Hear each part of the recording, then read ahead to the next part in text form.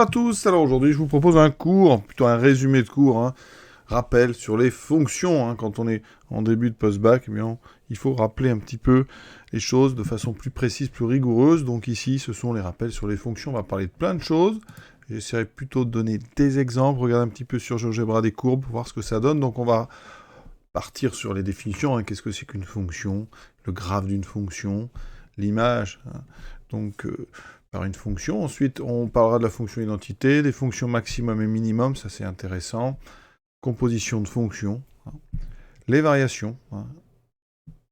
Ensuite, majoration, minoration, extrémum globaux, donc maximum, minimum, injectivité et monotonie. Ça, c'est peut-être la seule chose qui n'est pas vraiment un rappel de terminal, injectivité, j'en parlerai rapidement. Ensuite, parité, vous avez déjà vu en terminal, périodicité, donc on va refaire ça de façon peut-être plus précise. Ensemble, qu'on va appeler EF, on définit une fonction de E dans F en donnant à chaque élément de E une image unique, je vais vraiment me dire unique, dans F. Alors on note ça en général comme ça, on met F, 2 points, on met l'ensemble de départ, l'ensemble d'arrivée, ici on met un X, et ici on associe l'image de X qu'on appelle plutôt F de X, enfin qu'on note plutôt F. Et bien qu'on travaille ici dans l'ensemble E croix F, donc les couples, E croix F c'est l'ensemble des couples X, Y, donc tel que X appartient à E et Y appartient à F, d'accord? Ce sont des couples, donc F, on pourrait considérer que F est une partie de notre produit cartésien E croix F, c'est une partie qui n'est pas quelconque, un unique, donc ici un sous-quantificateur, c'est le pseudo-quantificateur,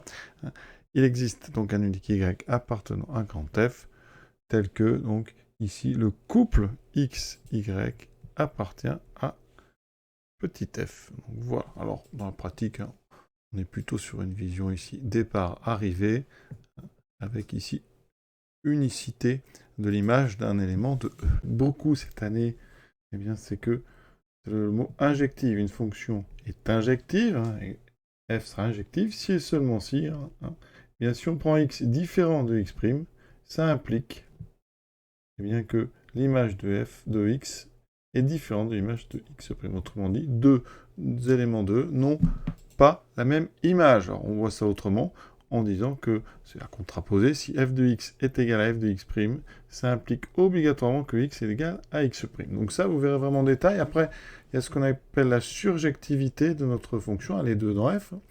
F est surjective si, et seulement si, eh bien, quel que soit l'élément y que vous prenez dans E, il existe un x tel que eh bien, y est l'image de x. Donc f de x égale y. Ça veut dire que tous les éléments de votre ensemble arrivé sont atteints. Donc ça s'appelle la surjectivité. Et quand on a des images différentes pour deux éléments de départ différents, on appelle ça l'injectivité. Vous allez faire beaucoup de travail là-dessus. Injectivité et surjectivité dépendent de l'ensemble de départ et de l'ensemble d'arrivée. Donc là, j'ai parlé de f, elle est de E dans grand F. Et ici aussi. D'accord? En termes de dessin, ça va représenter ceci. Vous avez ici l'ensemble E, ici l'ensemble F. Alors je vais mettre un peu d'éléments dans les deux. Donc ici, je vais mettre par exemple 3 éléments. Ici, pour l'instant, je vais en mettre 3. Alors, ici, par exemple, si j'associe ce réel-là, enfin, ici, on prend des ensembles de nombres. Ces nombres, ça peut être aussi des complexes. Si vous faites ça, eh bien, vous venez de créer une fonction injective. Chaque élément ici a une image différente, a une unique image, et en plus, elles sont toutes différentes. Par contre, si vous faites ceci, eh bien, vous créez ici quelque chose qui n'est plus injectif, parce que ces deux ici éléments ont la même image. D'accord? Ensuite, la surjectivité. Vous voyez qu'ici, en faisant ça, j'ai créé quelque chose qui n'est pas injectif dans grand F, mais ici, j'ai un élément qui n'est pas atteint. Donc cette application, cette fonction, elle n'est ni injective, ni surjective.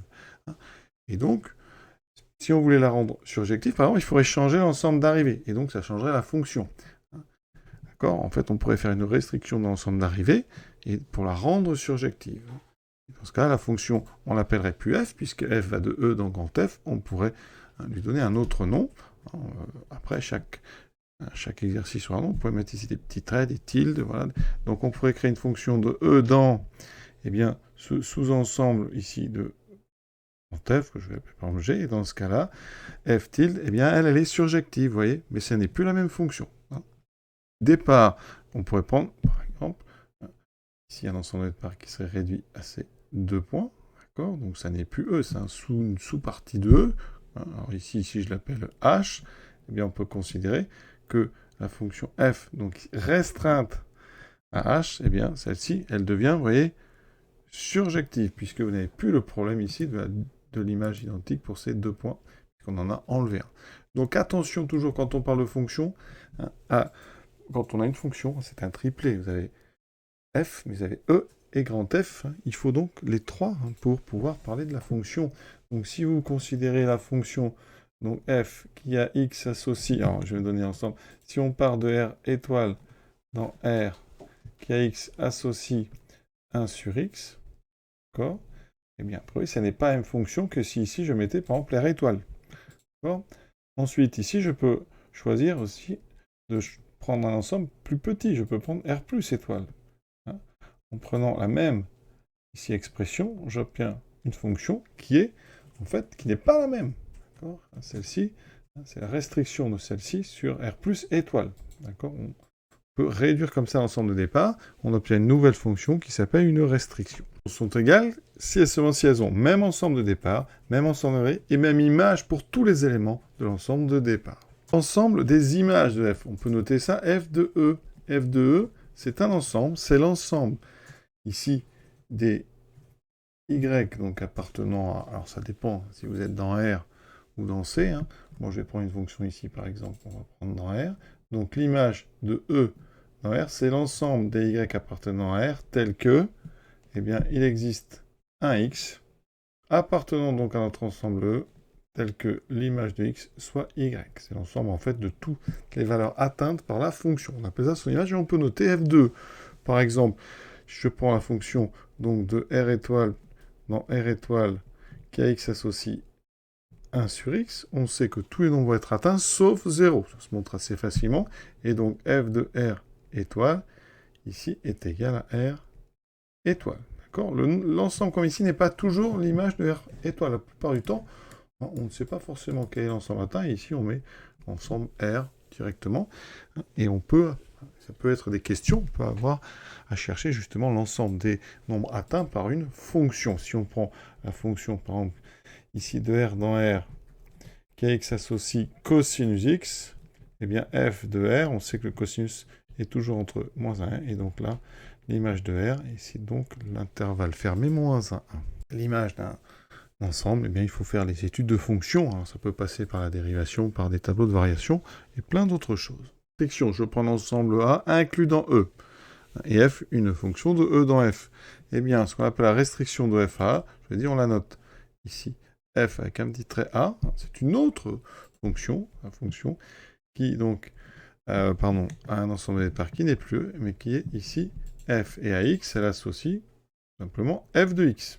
C'est la même expression, mais sur un ensemble plus petit. C'est pour ça qu'on appelle ça une restriction, c'est considéré comme une autre fonction. On appelle un prolongement, donc je vais considérer fonction G de A dans F, qui a X associe G de X. Eh bien, prolonger G sur E, qu'est-ce que c'est?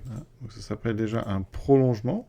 Ça sera le prolongement de G sur un ensemble plus grand, donc sur E. Eh bien, c'est créer une fonction, une autre fonction, donc je vais l'appeler ici H, qui va aller de E dans F, et telle que la restriction de H à A est égale à F. Ça veut dire que si vous prenez H que sur l'ensemble A, pas F, pardon, j'ai choisi, c'était G. Donc en fait, sur l'ensemble A, eh bien H et G ont les mêmes images, et sur les points les autres, eh bien H est une fonction qu'on fabrique. Voilà. Fonction simple, on va aller de R dans R, et à X, on va associer la valeur absolue de X. Eh bien, si on prend F sur R plus la restriction de F à R+, eh bien, il se trouve que, eh bien, on aura une application qui va de R plus dans R, qui a X associe, eh bien, X. La restriction de la valeur absolue sur R+, c'est tout simplement fonction qui a X associe X. Alors, j'en ai pas parlé, mais cette fonction, elle s'appelle la fonction, c'est l'identité sur R+. J'en parlerai juste après. Donc, vous voyez qu'ici, on a une petite restriction, donc une autre, c'est une autre fonction, donc on a un autre nom. Pour un prolongement, imaginons, par exemple, la fonction donc, qui a X associe X sur R plus étoile. Donc ça, c'est ma fonction ici, G. G, donc elle est de R plus, même pas étoile, R plus dans R, et à x, j'associe x. Eh bien, je peux prolonger sur le reste. Alors, vous pouvez prolonger de toutes les façons que vous voulez. Je pourrais prolonger en faisant, par exemple, ici, x carré. Donc, ça veut dire que je pourrais créer une fonction h, d'accord, de R dans R, qui est particulière parce que, quel que soit x supérieur ou égal à 0, h de x sera égal à g de x. Et pour tout x négatif, eh bien, h de x vaudra x carré. Vous voyez?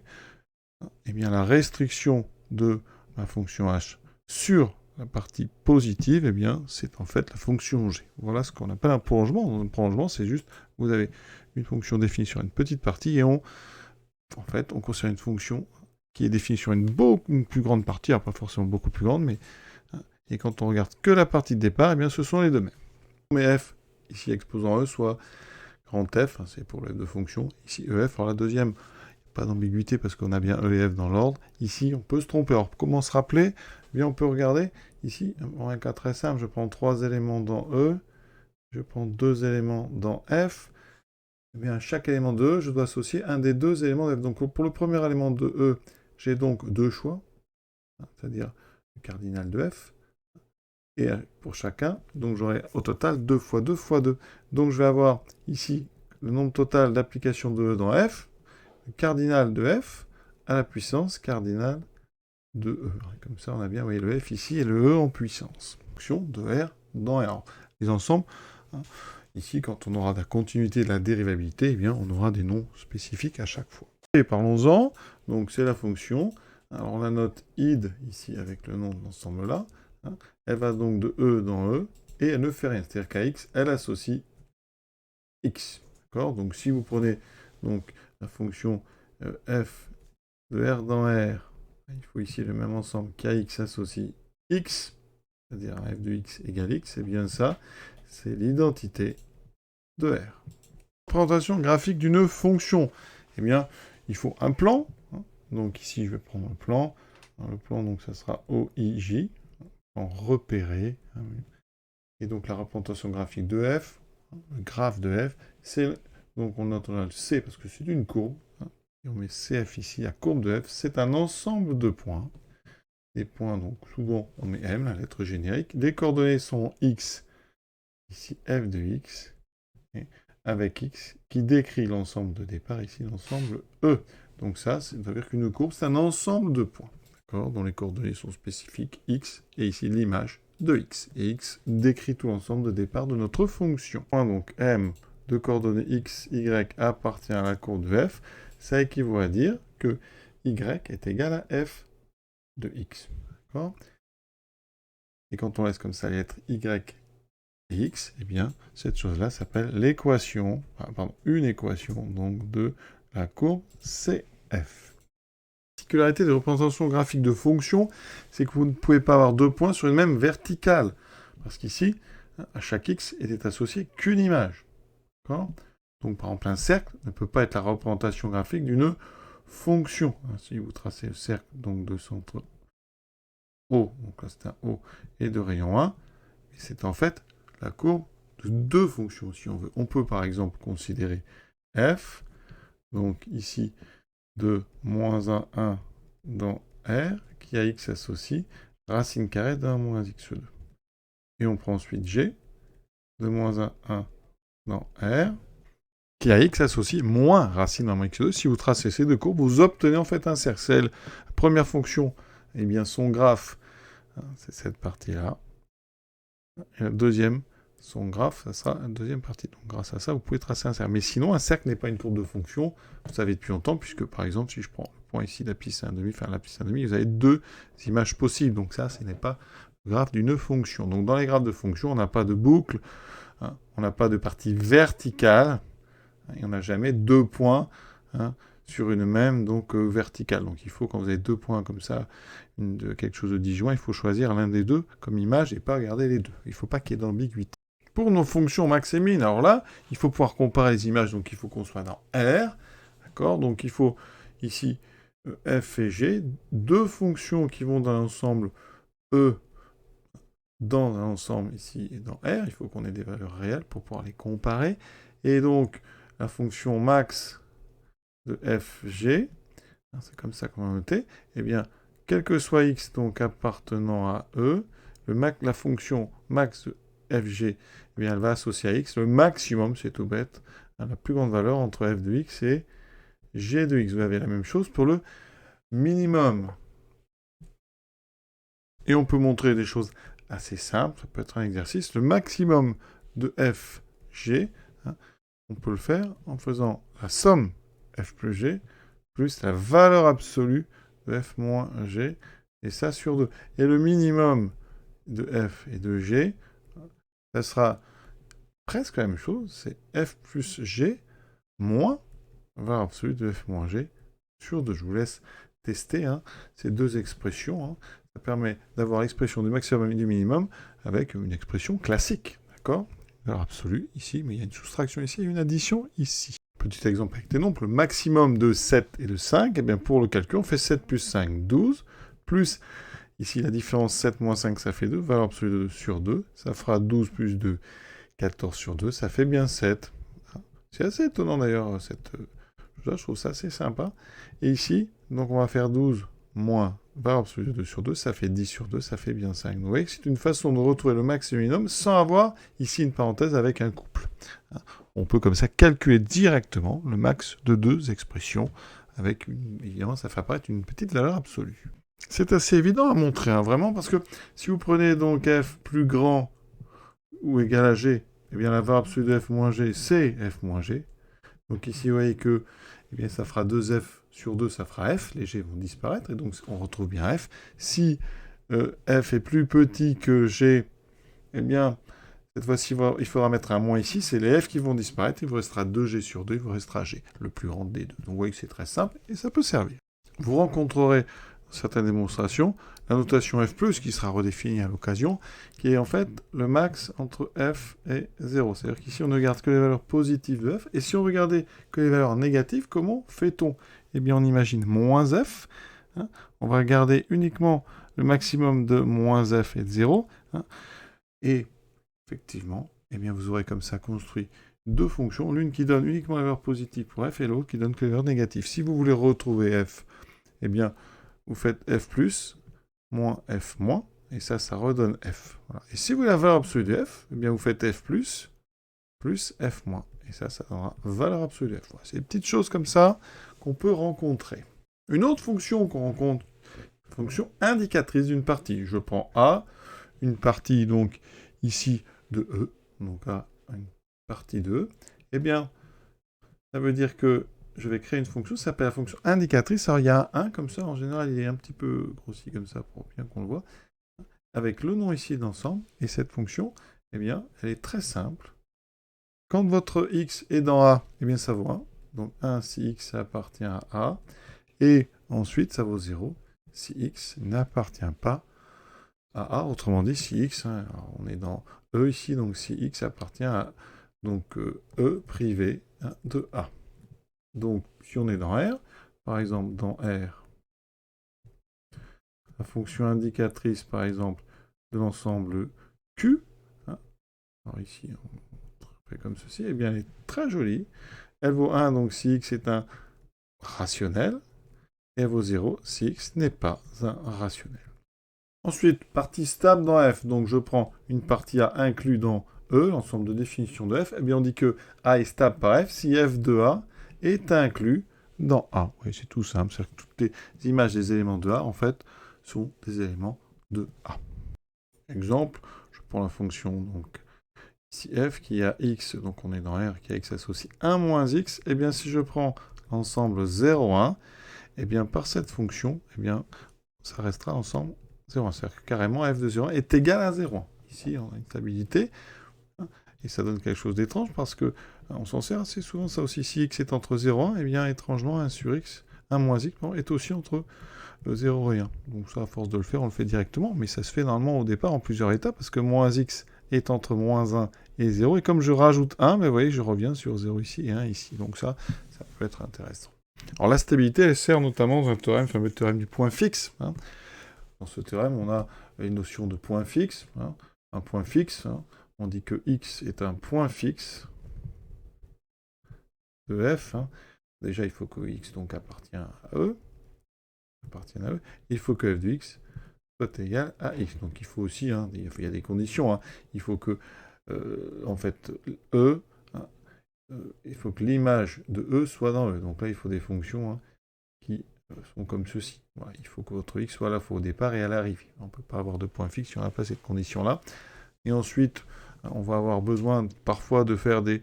Alors on va parler de composition. Donc si vous faites une fonction que vous mettez à l'intérieur d'elle-même, hein, vous obtenez, donc c'est f rond f, c'est une composée, je vais en parler tout de suite. On peut noter ici, alors il faudra faire attention à f carré, mais là, hein, comme il y a ici les puissances, donc il faudra bien faire attention qu'il n'y ait pas d'ambiguïté avec une fonction carrée. Ça, en fait, eh bien, ça sera ce qu'on appelle une fonction itérée de f. C'est qu'on compose. Alors, on peut composer autant de fois qu'on veut. Hein, et quand on fait des suites définies par récurrence, on a pas mal de compositions, donc il faudra qu'on en parle. Ça, c'est intéressant, et notamment le sens de variation des composés. Donc, si on considère ceci, eh bien, c'est f, rond f, hein, le symbole de la composition, c'est rond. Et on a ceci. Et on aura là, en fait, n. Alors, c'est pas des termes, hein, mais ici, on a en fait n fois la lettre f. Donc on compose n fois une fonction par elle-même. On dit qu'on a ce qu'on appelle une itérée, hein, c'est une itération. Hein. Donc ça, c'est une fonction itérée de f. C'est de la composition, c'est pas de la multiplication. Un exemple, une suite, hein, ça c'est vraiment sans la suite. Vous avez 0 appartient à 0, 1. Je considère un plus 1 égale racine de 1 moins un, hein, pour tout n appartenant à grand n. Ça veut dire que j'ai besoin de la fonction qui a x associée racine de 1 moins x. D'accord ? Alors on a dit, quand x est entre 0 et 1, 1 moins x est entre 0 et 1. Vous voyez, donc racine de 1 moins x est entre 0 et racine 1, donc entre 0 et 1. Ça veut dire qu'ici, eh bien, 0, 1, vous voyez, est stable par la fonction f. f de 0, 1 est inclus dans 0, 1. Voilà. Et ça, c'est intéressant, cette stabilité. Elle sert beaucoup, justement, dans les suites définies par récurrence, parce que, comment on fait? Mais si vous remarquez, un, ça va être donc f de un moins 1, qui est elle-même est f de f rond f, donc f2 de un moins 2, et en fait, un va être fn de u0. Donc vous voyez qu'à la fois, on a ici une itérée, on a de la stabilité, donc tout ça, ça nous amène à un chapitre, que vous verrez, hein, où on étudie les points fixes des suites définies par récurrence, hein. Et ça, c'est un chapitre qui est très intéressant, mais qui, vous voyez, utilise quand même des petites notions sur les fonctions. Parce qu'il faut bien comprendre que pour faire une itération, il faut pouvoir composer. Et c'est pour ça que la stabilité, elle est très importante pour pouvoir composer. Parce que si l'image de 0,1 est dans 0,1, je peux recomposer, vous voyez. C'est pour ça qu'on peut considérer ici n fois la composée de f, et autant de fois qu'on veut, puisqu'il y a stabilité de mon intervalle 0,1. Et ça m'amène à la composition. Donc il faut une fonction f de e dans f, et une deuxième fonction g, qui doit partir de f, l'arrivée, enfin, le domaine ici, d'arrivée de f. Donc ici, on a ceci. Et bien, quand on compose f et g, on a g rond f, alors attention, f est d'abord, c'est une fonction qui va aller de e dans g, qui a x associe g de f de x. C'est-à-dire qu'on applique d'abord, en fait, on part de e, on va aller dans f en utilisant la fonction f, donc ça donne ceci, et on obtient f de x, et une fois que je suis là, eh bien comme je suis dans grand F et que j'ai bien défini sur grand F, je peux utiliser maintenant la fonction g qui me donnera donc g de f de x, et vous voyez bien que le f de x est à l'intérieur de g, c'est pour ça qu'on note ça, g rond f, et on peut comme ça composer, à condition évidemment que les intervalles d'arrivée et de départ correspondent bien. La composition, c'est important parce que quand on étudie le domaine de définition, de dérivabilité ou de continuité, eh bien, on a souvent des fonctions qui sont en fait décomposées. Prenons un exemple. L'expression de f de x égale, je vais prendre exponentielle, donc de 1 sur x plus 1. Voilà. C'est-à-dire je fais d'abord 1 sur x plus 1 et ensuite exponentielle. C'est une composée, c'est la composée de l'application qui a x associe 1 sur x plus 1, qui elle est définie sur r plus. On peut la définir sur r plus étoile, donc à valeur dans r. Et ici, après, je vais utiliser la fonction exponentielle, donc qui va, elle, pas de problème, on peut la définir de r dans r, qui a x associé exponentielle x. Eh bien, si celle-ci, je l'appelle u et celle-ci v, eh bien, ma fonction f, je fais d'abord u et ensuite v, c'est v rond u. D'accord? Et pourquoi je peux composer? Parce que u part de r plus étoile pour aller dans r. D'accord? À x, elle associe donc 1 sur x plus 1. Donc ici, mon v rond u, son départ, ça va être r plus étoile. Ensuite, je peux composer par exponentielle parce que lui ne pose jamais aucun problème. Il peut être défini de R dans R. D'accord? Donc ici, on aura exponentielle de 1 sur x plus 1. Et donc ma fonction V rond U, elle va de R plus étoile dans R. Vous voyez, j'ai composé. Alors des fois, les compositions, ça pose des problèmes. Par exemple, f de x égale racine de 5 moins x. Ici, on peut la définir, donc on peut considérer que cette fonction f, on va la prendre moins l'infini jusqu'à 5. D'accord? De façon à pouvoir donc calculer ici la racine de 5 moins x. Si je veux décomposer, j'ai une première fonction u de r. Donc, alors, je ne vais pas la prendre de r dans r, mais on va la prendre de moins l'infini 5 dans r. Et là, je sais qu'il faut qu'elle aille dans R+. Oui, c'est pour ça que je suis obligé de faire moins l'infini 5. Cette fonction AX, elle va associer 5 moins x. D'accord? Et ensuite, je vais utiliser la fonction donc kx associe, alors je vais la mettre en deuxième, kx associe racine carrée de x, qui doit être, elle, avec un domaine de départ dans R+. D'accord? Des valeurs dans R. Et vous voyez qu'ici, je peux composer parce que ma fonction u prend ces valeurs donc dans R, et que mon V démarre justement dans R+. Donc on peut très bien emboîter comme ça, on peut faire l'une après l'autre. Et donc ça veut dire que ma fonction f, c'est en fait V rond U. Et elle est définie effectivement sur moins l'infini 5. Donc pour justifier parfois des continuités ou des dérivabilités, on a besoin comme ça de savoir quelles sont successivement les différentes fonctions qui vont être utilisées. Et vous apprendrez comme ça à rédiger ça proprement. Alors les variations, donc vous devez savoir ce que c'est qu'une fonction croissante, une fonction strictement croissante, décroissante, strictement décroissante. Alors pour ça, il faut déjà être dans une fonction qui prend ses valeurs réelles. Si c'est une fonction R complexe, on ne pourra pas comparer les images. C n'a pas d'ordre, donc ici il faut un ensemble ordonné pour pouvoir comparer. Il faut que tout le monde puisse être comparé à tout le monde. Donc une fonction f est croissante, donc on va dire sur E. Eh bien, c'est si et seulement si. Alors, ça veut dire que là, quel que soit alors x et x' appartenant à E, eh bien, si on a x plus petit strictement que x', eh bien, ça implique que l'image de x sera inférieure ou égale à l'image de x'. Là, on peut mettre inférieure ou égale parce que c'est croissante. Autrement dit, sur le graphe, je vais mettre x, x', le graphe classique. Eh bien, là, je vais avoir l'image.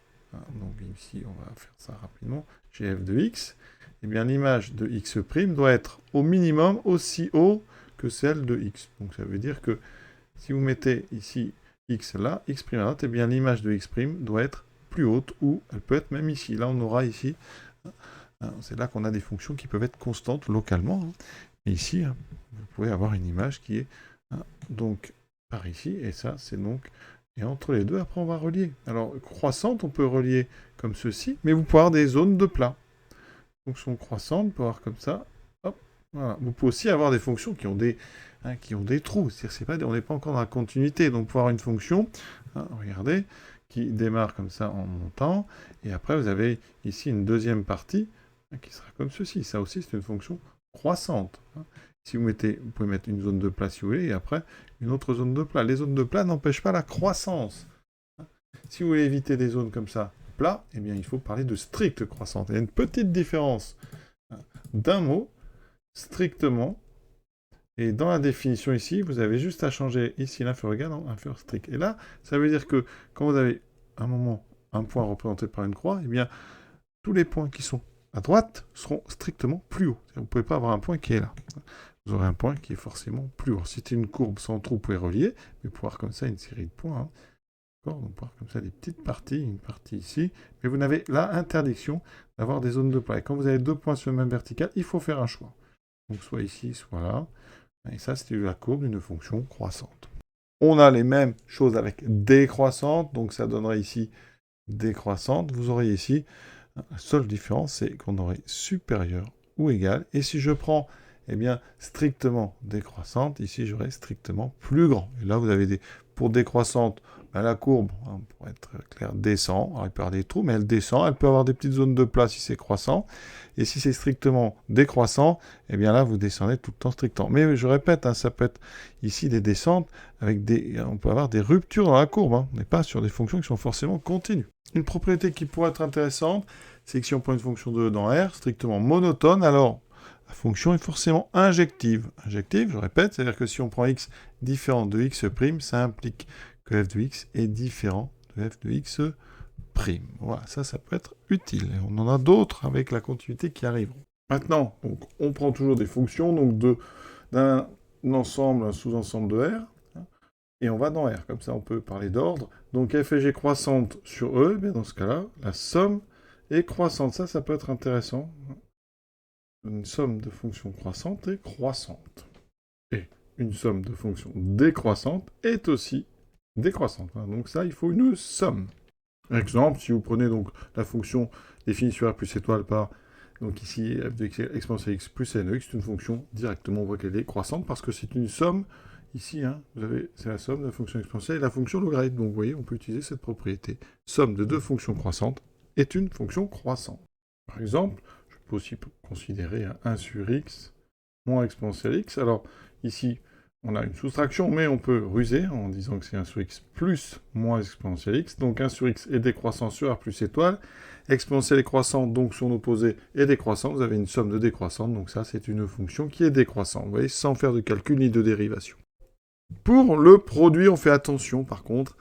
Un petit peu plus compliqué que on pourrait penser, il faut que les deux fonctions soient positives. Dans ce cas-là, le produit de deux fonctions croissantes est croissant, et le produit de deux fonctions décroissantes est décroissant. Alors, ça s'explique assez rapidement. Donc, ouais, si je prends x plus petit que x' tous les deux dans E, je sais que f, alors on va prendre la version croissante. Donc ici, je vais montrer la partie croissante. Donc, si f est croissante, f de x est forcément plus petit ou égal à f de x', et en même temps, c'est pareil pour g de x, puisque g est censée être elle aussi croissante. Donc vous avez ceci, vous avez deux inégalités, et on sait qu'on peut multiplier des inégalités, hein, dans le même sens bien sûr, si tout est positif. Ici c'est pour ça qu'on peut multiplier, on aura donc fg de x inférieur ou égal à f de x fois g de x, c'est fg de x inférieur à fg de x', donc fg vous voyez, est aussi croissante, puisqu'on a conservation ici du symbole d'ordre. Et pour décroissante, eh bien, regardez, ici j'aurai ceci. Comme on a f décroissante, il y a inversion du symbole, donc f de x est plus grand que f de x', pareil pour g. Quand on fait le produit, on peut multiplier les inégalités quand tout est positif, il n'y a pas de problème, et ici vous aurez donc 1 supérieur ou égal, donc on a bien inversion de l'ordre pour le produit fg. Par exemple, si on prend la fonction qui va de R dans R qui a x associé x cube exponentielle x, eh bien, il faut faire attention, c'est un produit, x cube c'est croissant, exponentielle aussi, mais il faut la positivité, donc si vous voulez que cette fonction ici, vous pouvez utiliser cette propriété, il faut travailler sur R+. Sur R+, la fonction cube est positive, exponentielle aussi, donc cette fonction elle est croissante sur R+. Oui, ça courbe, hein.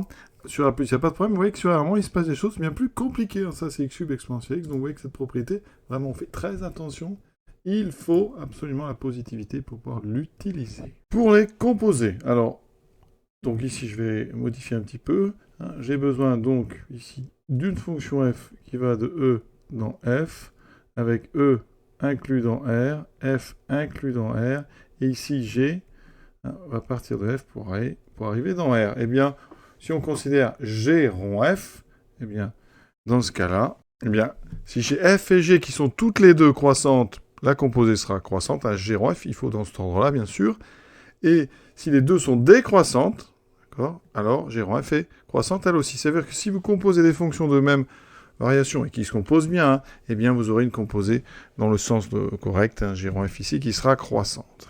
On peut donc dire que si f et g sont monotones de même variation, à condition de pouvoir faire G rond F, eh bien G rond F sera croissante. Si elles ont des variations différentes, eh bien la composée G rond F sera décroissante. Exemple, si je prends ln de 1 plus racine carrée de x, racine carrée de x est croissante, vous lui ajoutez 1, c'est donc croissant. Ensuite, on compose avec ln qui est croissant, donc ça veut dire que f ici va croissant. Vous voyez, c'est assez simple. Avec des exponentielles, ça peut donner, par exemple, exponentielle de 1 sur x. Eh bien, 1 sur x, alors on va se placer sur R plus étoile. 1 sur x est décroissant. Je compose avec l'exponentielle qui est croissant, donc variation différente. Ça, c'est une fonction directement décroissante sur R plus étoile. Alors, majoration, minoration, extrémum globaux. Donc, je vais rappeler rapidement ce que c'est qu'un majorant, un minorant, et les extrémums globaux. Donc, qu'est-ce que c'est qu'un majorant? Donc on prend une fonction dans R est un ensemble, un sous-ensemble de R. On dit qu'un réel M un grand M majeur f sur E, si pour tout x appartenant à E, f de x est toujours inférieur ou égal à m. Petite remarque, les majorants. Si il en existe un, il existe une infinité, parce que si je prends m majorant, tout nombre strictement plus grand que m est aussi un majorant. Parce qu'ici, vous pourrez mettre inférieur ou égal à m2. Pour minorant, donc ici, on peut dire qu'un réel petit m minore f sur E, si quel que soit x dans E, f de x est plus grand que petit m. D'accord ? Et si petit m est un minorant, il en existe une infinité. Tous les nombres plus petits que votre minorant sont aussi des minorants. Donc A est un maximum de f, ça équivaut à dire que quel que soit x appartenant à f de x est plus petit ou égal à A, et il existe au moins un réel de E dont l'image est grand A. Pour les minorants, eh bien ça nous amène les minimums qui sont les minorants atteints. Donc un minorant, eh bien c'est d'abord, il faut être un minimum il faut être un minorant, et ensuite il faut être atteint sur notre ensemble E. Et bien sûr, une fonction qui est majorée et minorée est dite bornée. Alors sur un graphique, eh bien quand un majorant, ça veut dire qu'ici vous pouvez tracer une horizontale d'équation y égale m. Et si votre fonction est majorée, ça veut dire que la courbe est forcément en dessous. Voilà. Alors, si votre majorant est un maximum, vous pouvez atteindre, et vous ne pourrez jamais dépasser en hauteur cette droite jaune. Pour les minimums, c'est pareil, vous avez ici une horizontale et votre courbe est toujours au-dessus. Et donc ici, vous pourrez aller comme ceci, mais vous n'irez jamais en dessous de la bleue. Et quand on a comme ça à la fois un majorant et un minorant, la fonction est dite bornée. Donc la courbe est entre deux horizontales. Ici, un majorant et un minorant. Et dès donc, que votre courbe atteint un minorant, eh bien, vous trouvez ce qu'on appelle un maximum. Ici, vous en avez un ici. Ceci est un maximum.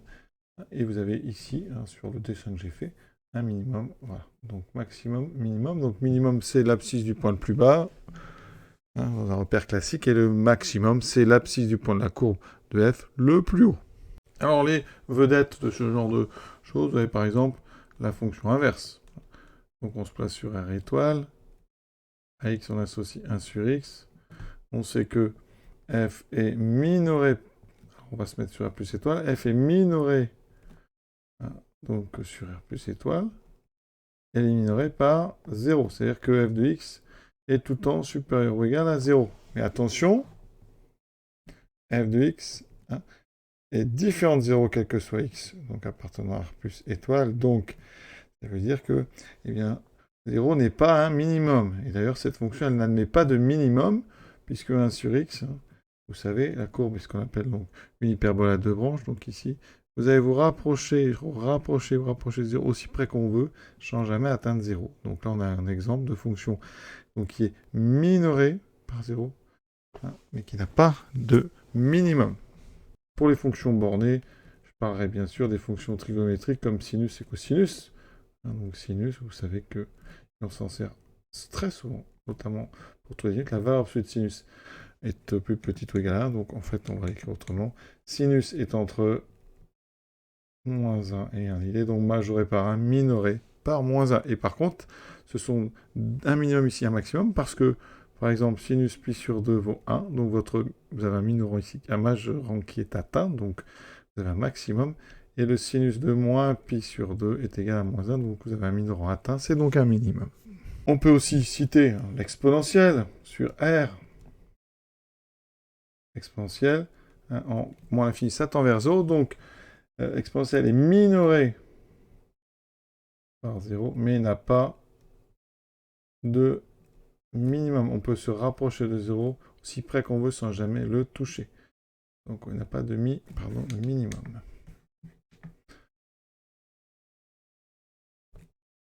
Pour la parité et l'imparité, donc je prends une fonction de E dans R, E toujours inclus dans R. Si E est tel que pour tout x appartenant à E, moins x appartient à E, eh bien E, on dit que E est centré en 0. D'accord ? Alors là, on peut utiliser on peut travailler avec les complexes. Ici, j'ai mis ici R, mais ça pourrait très bien être chez les complexes. La fonction, elle est paire, eh bien, on dit que f est paire sur donc, E si, eh bien, quel que soit x appartenant à E, l'image de moins x est égale à l'image de x. Ce qui est important, c'est que dans ce cas, la courbe de f, que je vais appeler CF, elle est symétrique par rapport à l'axe vertical. Les exemples connus sur R, les fonctions carrées et cosinus, elles sont paires, c'est à connaître. Maintenant, les fonctions impaires, cette fois-ci f de moins x égale moins f de x. Et la courbe, elle est symétrique par rapport l'origine du repère dans un repère origine, bien sûr, orthogonal. Alors, les fonctions x donne 1 sur x, donc la fonction inverse, on est sur R plus, sur R étoile, pardon, sur R étoile. Il faut un ensemble symétrique par rapport à 0.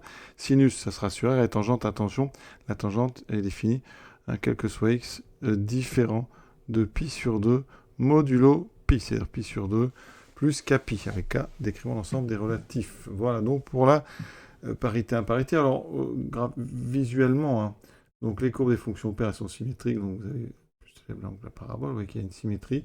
Pour les courbes des fonctions impaires, il y a une symétrie, c'est une symétrie centrale, hein, et vous avez la courbe de la fonction inverse, avec ces deux branches, hein, symétriques par rapport à l'origine. L'origine n'est pas forcément, hein, c'est-à-dire qu'elle n'est pas forcément définie en 0, cette fonction, hein, mais il faut que la courbe soit symétrique par rapport à l'axe, donc au centre du repère. Dans ce cas, vous avez une fonction impaire. Si c'est une symétrie axiale, ce sera fonction paire, si c'est l'axe, hein, des abscisses. Pour les fonctions périodiques, donc f périodique, il faut que f soit défini sur R, d'accord, en valeur ici, dans R ou dans C, et il y a x donc associé à f de x, eh bien on dit que t est une période de f, alors t, un réel t, et dit une période de f si, eh bien, quel que soit x appartenant à E, f de x plus la période t est égale à f de x. Ça va se répéter. Les fonctions, évidemment, les plus connues qui sont périodiques. Vous avez la fonction sinus, période. Alors, il peut y avoir une infinité de périodes. Hein. Sinus, c'est périodique de période 2π, mais donc de période 4π. Tous les multiples de 2π seront aussi des périodes. Vous connaissez bien sûr cosinus. D'accord, périodique aussi 2π. Il y a tangente, hein, période π, avec un domaine un peu plus compliqué puisqu'il y a des valeurs interdites. Vous avez une période de π. Maintenant, rapidement, les transformations dites affines d'un graphe. Donc, je considère une fonction f de E, une partie de R dans R. On va considérer en jaune ici la courbe d'équation y égale f de x, donc c'est la courbe représentative de f. D'accord? Et regardez, alors en bleu, à chaque fois, je vais donner l'expression d'une fonction et sa courbe. Donc, si je prends f de x, pardon, ça sera f de x, donc je vais prendre par exemple f de, alors moins f de x. Alors ça, c'est la plus simple. Si je multiplie l'expression par moins, la courbe subit une transformation très simple. Les parties du haut vont passer en bas. Donc symétrie axiale. On a ceci, d'accord? Symétrie, hein, par rapport à l'axe horizontal, donc OX. Très simple. Maintenant, si je fais f de moins x à moins avant d'appliquer f, eh bien ici, on va avoir une symétrie encore axiale, mais cette fois-ci, symétrie d'axe vertical, OY. Si je prends maintenant un nombre positif a et je fais f de x plus a, ça veut dire que je donne, avant de faire le calcul, de l'avance. Donc la courbe va arriver avant, puisqu'elle est positive. J'aurai une courbe qui est comme ceci, d'accord? Donc c'est la même, mais décalée ici vers la gauche. On a une translation de vecteur, donc moins ai. Maintenant, si je fais f, donc a positif et f de x moins a, je vais avoir, je donne du retard, ça arrive un petit peu après, je vais avoir ceci. La même courbe, mais translatée ici vers la droite d'un vecteur ai. Hein, j'ai pris a positif. Si je prends a et b positif et que je fais f de x, par exemple, plus a plus b, qu'est-ce qui se passe? Le plus a avant va décaler vers la gauche, le b va augmenter. Donc je vais avoir une translation d'un vecteur un petit peu plus compliqué, un vecteur donc moins ai plus bj. Donc j'aurai ici, en bleu, je vais donc, ce point-là va être décalé vers la gauche de a et remonter de b. Donc il se retrouvera par exemple ici. Donc je vais avoir ceci. Donc hein, c'est une translation d'un vecteur qui va être comme ceci, puisque ici, hein, j'ai fait vers la gauche et vers le haut. Donc tout dépend si vous avez du x plus, x moins. Après, vous composez les différents effets annoncés. Et il reste encore en fait deux effets. Je prends donc un coefficient alpha strictement positif. C'est du bleu que je veux. Si je prends donc alpha multiplié par f de x, eh bien tout dépend de alpha. Si alpha est plus grand que 1, eh bien ça va faire une accélération des pentes. Autrement dit, vous aurez une courbe qui a la même forme, mais avec des pentes accélérées. Donc ça veut dire qu'ici, vous allez avoir une courbe qui va plus vite vers le haut, ici, et ici, plus vite vers le bas. D'accord? C'est donc, hein, on a dilatation, c'est comme si vous étiriez l'axe vertical. Si alpha est donc positif et plus petit que 1, vous avez une contraction. Alors le mieux pour voir ces effets-là, c'est de faire une sorte de parabole. Si je fais y égale 2 fois f de x, ça accélère les pentes. Vous avez une parabole ici à l'intérieur, qui est plus pentue. Pas de pointe au mieux. Et si vous faites y égale 1 demi de f de x, elle est 2 fois moins pentue, donc une parabole beaucoup plus ouverte. Les pentes sont plus douces, donc ça c'est du 1 demi de f de x. Si vous mettez un quotient négatif, bien sûr, ça inverse. Ça utilise en fait le premier effet qui est là-haut. Pour regarder un petit peu donc sur GeoGebra, ici, hein, c'est la courbe de la fonction kx associe x carré. Si je fais du plus a, vous voyez, ça décale la courbe vers la gauche. Si je fais du moins a avec a positif, c'est vers la droite. Si je bouge b, ça monte ou ça descend. La parabole, vous voyez, hein, et si je change l'alpha, eh bien ça ouvre plus ou moins la parabole. Et si je mets alpha négatif, elle est inversée. Vous voyez tout ça, hein, c'est vraiment ce qu'on vient de voir donc dans ces petits schémas. Et on finira par la notion de réciproque. Je prends une fonction f de e dans f de e, telle que, quel que soit y appartenant à f de e, il existe un unique x tel que, eh bien, y est égal à f de x. Ça veut dire que, ici, hein, chaque élément donc, de l'arrivée n'a qu'une image, chaque, finalement, élément de l'arrivée n'a qu'un antécédent.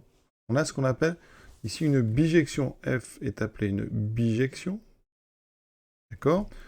Et on peut créer ce qu'on appelle une bijection réciproque. Donc on note f-1, bijection réciproque, hein, qui est une fonction f-1 qui va justement de f de e dans e.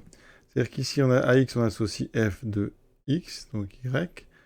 Et bien ici, à chaque y, hein, on sait qu'il existe un x tel que y est égal à x, et bien on réassocie le x.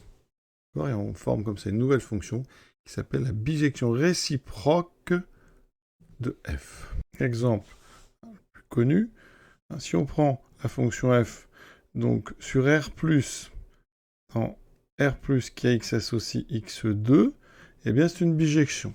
Chaque nombre n'a qu'un seul carré, et chaque carré ici n'a qu'un seul antécédent dans R+. D'accord ? Eh bien on peut créer une fonction f-1 qui va elle aussi de R+, dans R+, et qui à x va permettre de faire le chemin inverse du carré, c'est-à-dire la racine carrée. Et quand on fait f rond f-1, on tombe sur l'identité ici de R+, et si on fait dans l'autre sens, f-1 rond f, on tombe sur l'identité aussi de R+. Donc c'est très important, hein, parfois, d'aller chercher l'expression de la bijection réciproque, ça peut servir. Pour terminer donc, qu'est-ce qu'une bijection ? On prend f de e dans e, on dit que f est une bijection, donc de e dans e ou sur e, avec un ensemble, si, eh bien, quel que soit donc y appartenant à e, il existe un unique x appartenant à e tel que f de x égale y. Autrement dit, hein, tout est par couple. Et on peut comme ça inverser en formant la bijection réciproque. Donc on a vu f injective. Alors ici, f injective donc de e dans e, ça signifie que quel que soit, donc ici, x et y, un couple de e carré, donc un couple d'éléments de e, eh bien, si on a x différent de x', ça implique f de x différent de f de x'. Ça, c'est ce qu'on appelle l'injectivité. Une fonction surjective, donc de e dans e, ça veut dire que quel que soit y appartenant à e, il existe, hein, et là, il n'est pas forcément unique pour la surjectivité, il existe un x appartenant à l'ensemble des parts, donc c'est aussi e, tel que f de x égale y. Et si on a ces deux choses-là, on a une fonction injective et surjective. Et bien quand on a injectivité, donc injection plus surjection, eh bien ça équivaut à avoir, ça donne une bijection. Donc une fonction bijective, elle est en fait injective et surjective de e dans e. On va s'arrêter là donc pour ce rappel, ce panorama rapide, vraiment rapide sur toutes les propriétés, le vocabulaire des fonctions simples. La suite, ça va être d'attaquer la continuité, la dérivabilité. Bien sûr, il y a plein de propriétés qui vont se greffer là-dessus. Donc j'espère pour ceux qui ont un petit peu de manque de culture, comme ça permet de remplir, hein, avec les fonctions max, les fonctions identité, composition, tout ce qu'on a vu dans cette petite vidéo. Voilà. Je vous souhaite une bonne fin de journée et à bientôt.